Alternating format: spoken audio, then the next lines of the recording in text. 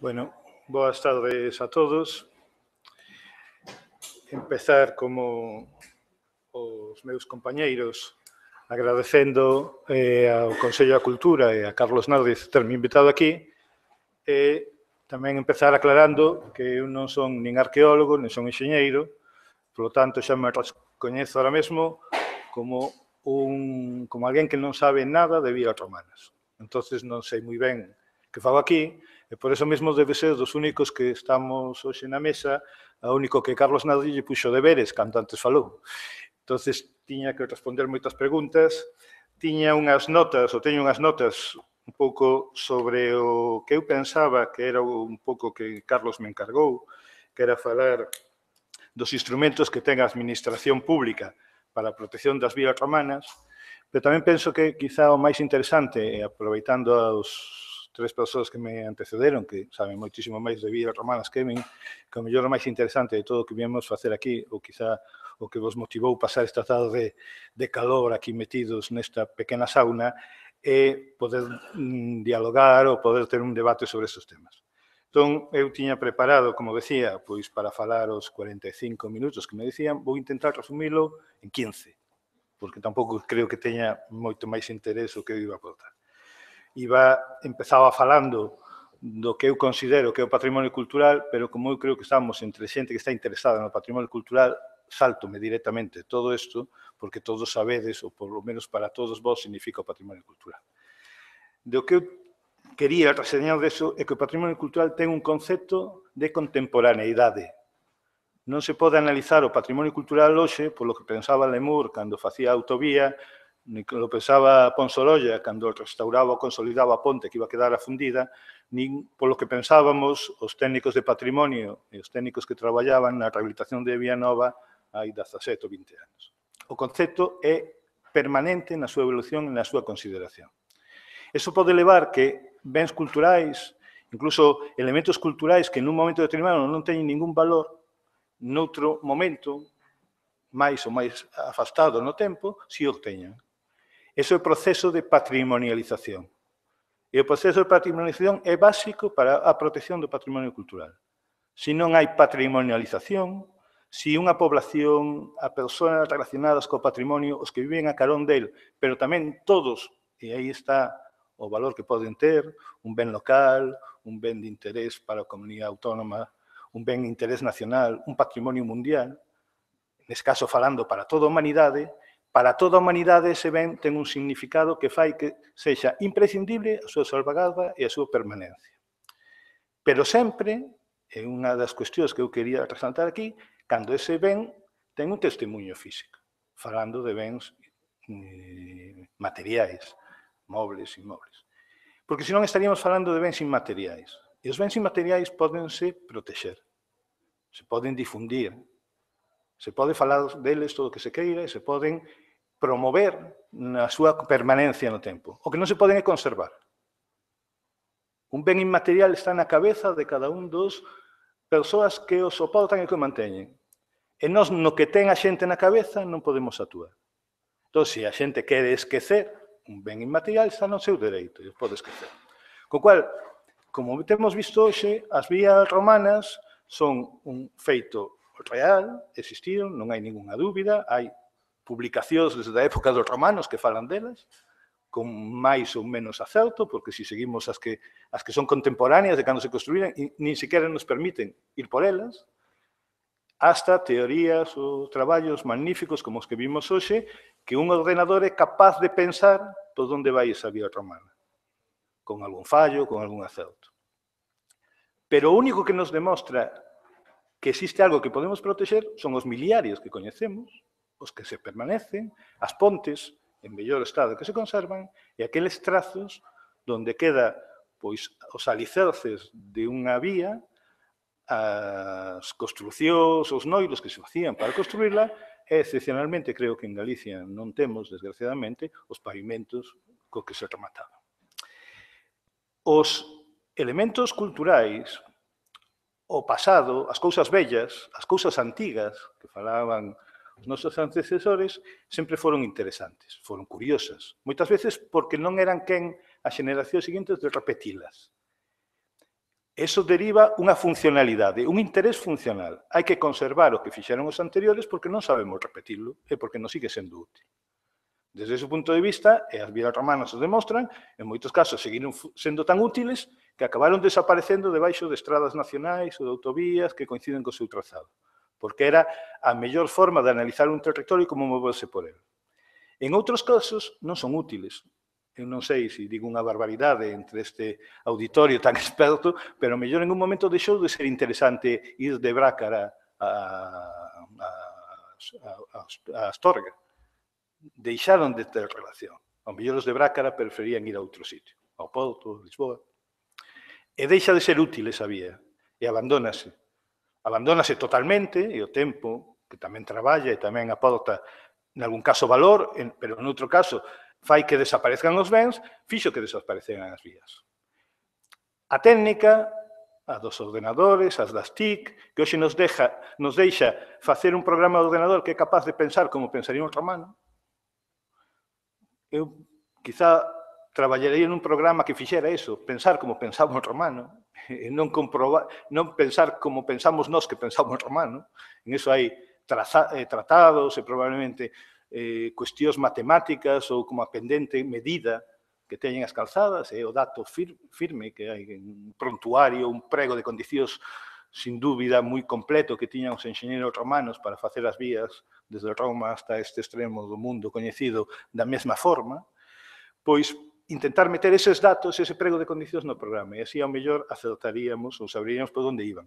Pero sabendo por onde iban, facendo as excavacións arqueolóxicas que derivarían deso, ao mellor non atopamos a vía, porque xa non está. Porque o tempo, os homes, acabamos con ela. Noutros casos, ao mellor, si a atopamos, porque non a vemos. E ao mellor aí a técnica si ten moito que decir.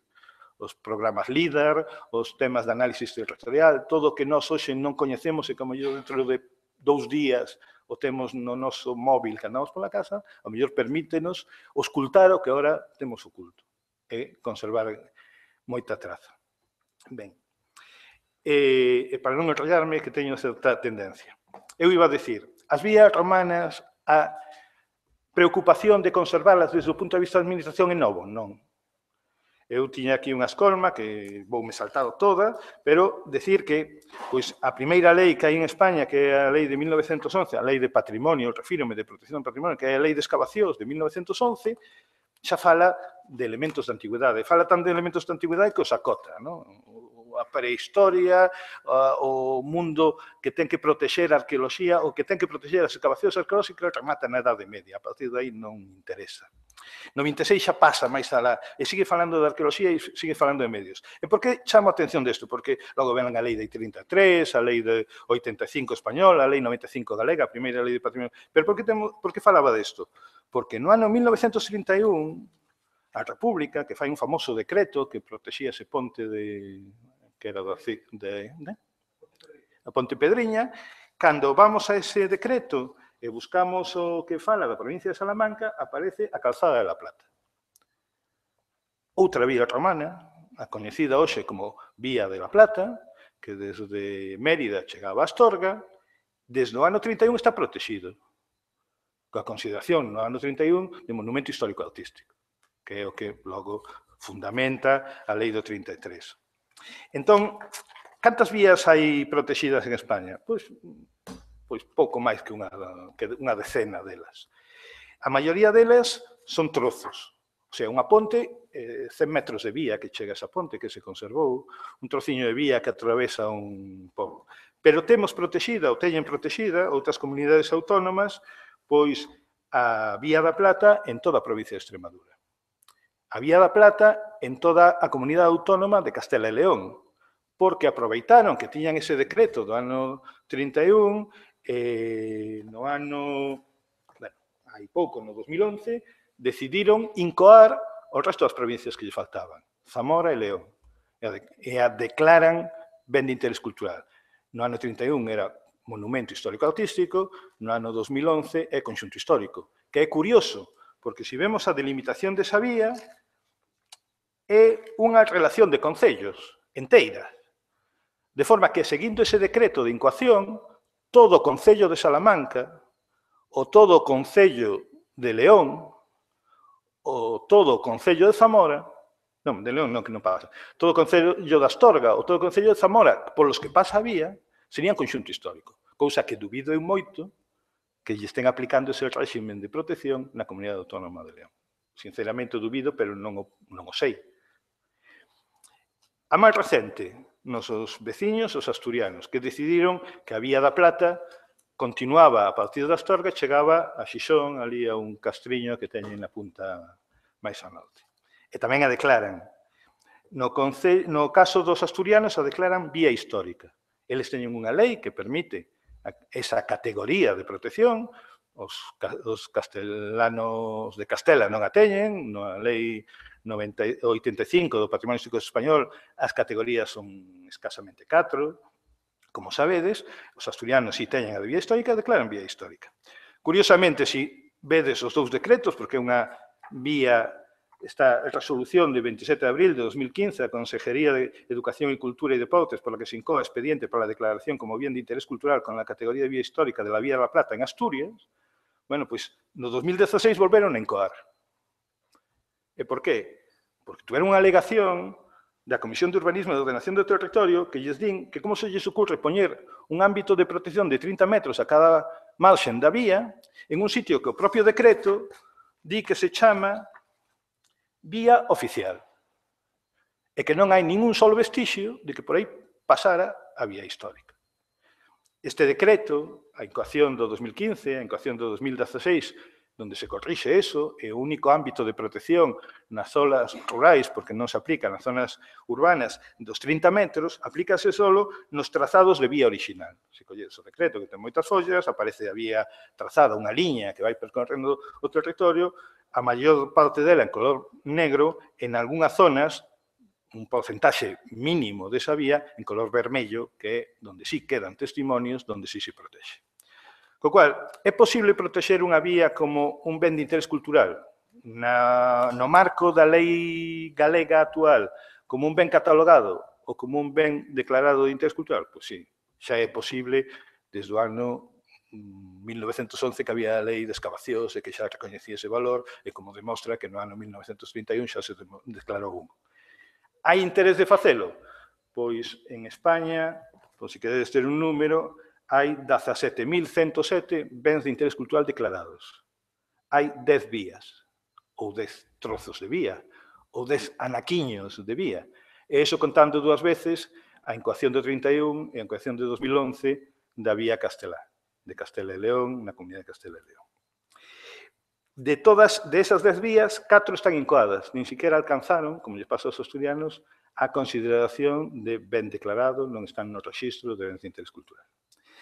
Cal é a situación en Galicia? Bueno, pois, de tenor similar de eso. Movémonos no mesmo marco que nos estamos movendo no territorio español. En eso non somos tan diferentes.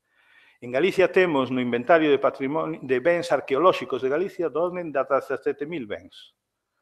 Desde referencias a bens declarados de interés cultural. Bueno, entre esos 17.000 bens, coincide aproximadamente co mesmo número de bens de interés cultural declarados e incorporados ao rexistro do Estado español, hai 19 trozos de vía.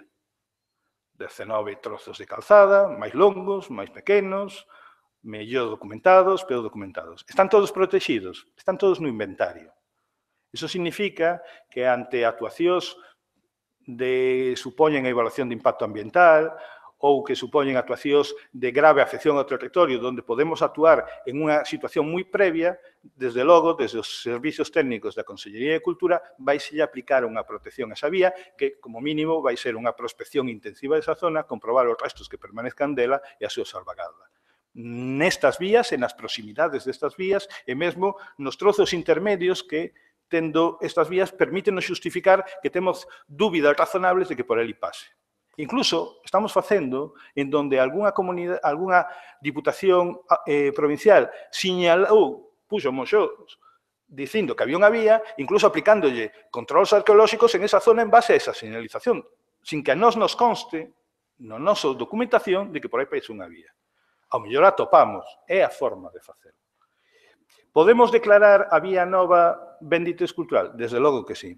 Débese declarar todo o trazado da vía? Na miña opinión, é a miña opinión persoal, non coñezo a opinión oficial da Consellería de Cultura porque non ten esa opinión, nunca se planteou ese problema, eu penso que non é posible declarar ben de interés cultural o 100% do trazado científico, teórico, consensuado que se poida ter sobre ela. Si o que se quere é utilizar a vía como Camiño de Santiago, como un recurso de dinamización local, algo que é perfectamente lexítimo e, ademais, que é unha das funcións que pode ter o patrimonio, ten moitas, unha é esa, ao mellor non é necesario ou non é imprescindible declararla. O que hai que difundila, hai que incorporala nos procesos de formación, ao mellor nos procesos máis básicos da educación, e empezar a enseñar como se patrimonializa unha vía. Que esa camiño horizontal que sin pasar o 6% de pendente permite percorrer unha montaña, eso está feito así gracias ao que coñecían os romanos do territorio, das formas de moverse por el e de ordenalo e de facer unha estrutura interna dele. E iso contado de esa forma, non a base de dar datos, senón a base de que os rapaces, os adultos, educación formal, educación non formal, entendan esas cousas, probablemente nos parecerá atractivo. E se chegamos a patrimonializalo, probablemente ao mellor hai que protexer un simple carro de vacas que vai pola antigua calzada da vía, 2 metros por debaixo de onde estaba a rasante, pero que para todo o mundo é a vía romana. Eu creo que o proceso da protección do seu patrimonio cultural vai por aí.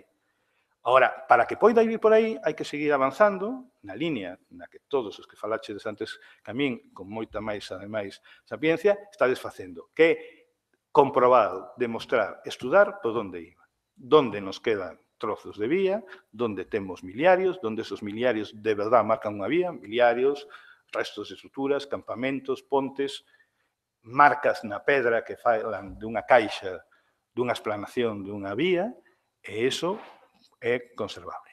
E a todo iso hai que sumarlle un montón de intereses. Intereses de identificación ou de identidade, que están relacionados co que sinte a xente ou cos espíritos, todo o que teñen de sentimentos. Intereses artísticos, técnicos, relativos, que é a parte máis científica. Como se construían as vías? Por onde iban? Tiñan máis do 6%? Non tiñan. Tiñan 7 metros de ancho ou podía ser un camiño de 2. Pero tamén intereses de originalidade, de un certo valor artístico, un certo valor que permite moverse polo territorio, e tamén un valor de comparación. Ter máis biliarios que o resto das vías de Europa engádelle valor a esa vía ou non lle engade valor. Ter máis metros, máis kilómetros, máis leguas de millas de vía conservada, engádelle valor a esa vía ou non lle engade valor. A dificultade de subir polo Larouco engádelle singularidade a esa vía ou non lle engade, ou non lle fai. Desde logo, valores económicos, a capacidade de xerar recursos e de ser sostible a súa conservación, que son dous cousas que teñen que ver coa economía. O patrimonio cultural pode xerar moitos recursos, pero tamén hai que avaliar se hai recursos suficientes para que sea sostible manter ese patrimonio cultural en esas funcións. Valores funcionais, relacionados co valor económico, a función de original, e cumpren outras novas funcións que poden introducirse. Podes andar polas vías. Podemos facer itinerarios de senderismo, unha forma de percorrer o territorio, de ir de Larouco a Tribes, por ela. Ten un valor educativo. Podemos incorporar aos procesos formativos, formais ou informais, para conseguir a patrimonialización. Ten un valor social, ten un valor político. A sociedade, os políticos que representan a sociedade están interesados en conservar esa vía, interésalles conservar esa vía, ten utilidade. Son cuestións que hai que ter en conta. E todas estas cuestións son o favorables ou desfavorables, as mismas. O interés político é favorable porque se hai ese interés político vaise conseguir antes unha patrimonialización. Pero os intereses políticos son moi poucos fiables, porque enseguida acábanse, ocurrese, en todo abandónanse, protéxense as cousas e non se volve a facer nada deso, porque acabouse a meta en de conseguir protexer un ben, conseguir restaurarlo. Entón, todo isto é o que ten que artellar ese concepto de patrimonialización. Hai que intentar conseguir que a sociedade patrimonialice. E logo, o fácil é protexelo. E para protexelo xa estamos os técnicos da administración que non temos outra función que servir á sociedade e se a sociedade nos pide que protexamos as vías, as protexemos. E agora, todas as preguntas que queirades a vosa disposición. Claro. Non se pretende protexer todavía, senón os trozos que sean que se conserven no seu concello. Sí, eu creo que, vamos a ver, hai dúas perspectivas. Hai unha perspectiva que é a da comunidade autónoma, a da protección, a legislación de protección de patrimonio cultural, e hai outra perspectiva que é a local, a protección urbanística. Eu penso que a protección urbanística estáse utilizando ahora mesmo na comunidade autónoma de Galicia, prácticamente en todo o territorio do Estado español, como unha extensión da protección de patrimonio cultural. Pero non debería ser así. Ou non ten por que ser así. Ten que ser así en canto ás derivadas que parten das réximenes de protección ou dos réximenes jurídicos de protección que a declaración como ben de interés cultural ou a catalogación dun elemento supoñen. Entón, se algo está declarado ou algo está protegido polo seu valor cultural, necesariamente o plan xeral, o documento de ordenación territorial, o Concello non lle queda outra que facer referencia a ese elemento que unha normativa sectorial superior lle obliga a facer. Igual que está obligado aos sistemas xenerais, incluído no seu plan patrimonio, ou a non discutir por onde vai a línea que separa o dominio público marítimo terrestre do que non o é. Pero, en relación co patrimonio, hai moitas funcións que poden facer os concellos. Eu entendo que en canto ás vías, eu falaba esta mañá cos meus compañeiros na Consellería, que algún está por aí, que ademais saben máis de vías ramales que a min, que probablemente en moitos tramos desta vía, en donde non se coñece nada, donde non queda ningún vestigio físico, exclusivamente con marcar unha trama, é dicir, que o único que é necesario aí é cando se faga unha obra de determinado alcance, lóxicamente que afecte ao subsuelo, que supoña unha excavación de un volumen significado, se faga un control, permitiría comprobar se quedan vestixios desa vía. Se aparecen, pois ya viremos os de patrimonio a protexer ou non protexer, a determinar. Pero non derivar da obriga de poñer ese control unha carga para o propietario da finca. Porque esas derivas que van ás veces das proteccións de elementos patrimoniais, sean arqueolóxicos ou non suficientemente comprobados ou patrimonializados, derivan unhas cargas coa que a xente lee como unha penalización e que fan poñerse en contra do plan na primeira instancia e da protección do patrimonio en segunda instancia. Se o que queremos saber é se pasa ou non pasa a vía, con decir, oiga, mire, de paso que usted faga un soto, de paso que usted rotura para plantar eucaliptos, pois faga un control a ver se aparece a vía. Non aparece a vía, faga o que queira. Aparece eu que os dereitos que en ese momento o planeamento lle dá sigan sendo recuperables. A administración local nese sentido creo que ten moito que decir. No, pero